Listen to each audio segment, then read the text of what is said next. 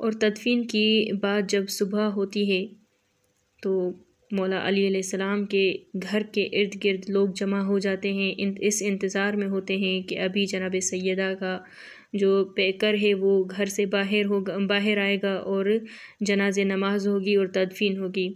لیکن جیسے ہی لوگوں کو پتہ چلتا ہے کہ رات کی تاریکی میں جناب سیدہ کی تدفین ہو چکی ہے تو لوگ آپس میں باتیں کرنے لگتے ہیں، حیرت زدہ ہو جاتے ہیں اور کہتے ہیں کہ یہ تو رسول خدا صلی اللہ علیہ وسلم کی ایک بیٹی تھی، ابھی اس کو بھی دفن رات کی تاریکی میں کر دیا، یعنی جیسے کہ رسول خدا کا کوئی نام و نشان ہی نہ رہا۔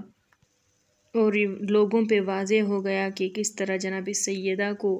ایک غریبانہ انداز میں اور ایک مخفی طور پہ جناب سیدہ کو دفن کیا گیا ہے۔ اور جب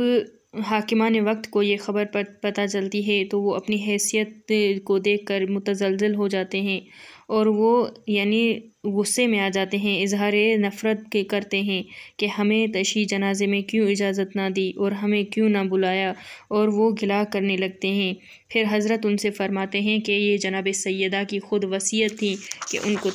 رات کی تاریکی میں دفن کیا جائے، اس وجہ سے جناب سیدہ کی تدفین رات کی تاریکی میں ہوئی ہے۔ پھر بھی وہ لوگ جو ہے کیا ناراحت ہو جاتے ہیں۔ پھر دیکھیں یہاں پہ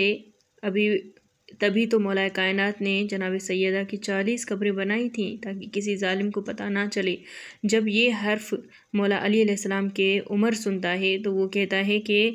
ہم آپ کے کہنے پہ کیوں یقین کریں، ہم چلتے ہیں قبرستان، جناب سیدہ کی قبر کو کھودتے ہیں اور جنازہ باہر نکالتے ہیں، دوبارہ جناز نماز پڑھتے ہیں، اس کے بعد تدفین کرتے ہیں۔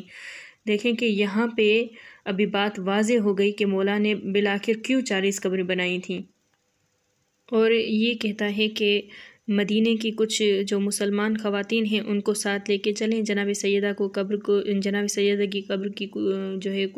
قبر کشائی کریں اور جناب سیدہ کا جو جنازہ ہے اس کو نکال کے دوبارہ جناز نماز پڑھیں اور دوبارہ تدفین کریں۔ جب یہ خبر مولا کائنات تک پہنچتی ہے تو مولا کائنات بے حد یعنی غصے میں آ جاتے ہیں اور مولا جو ہے اسی حالت میں خود کو بقیع میں پہنچاتے ہیں، اور بقیع جیسے آتے ہیں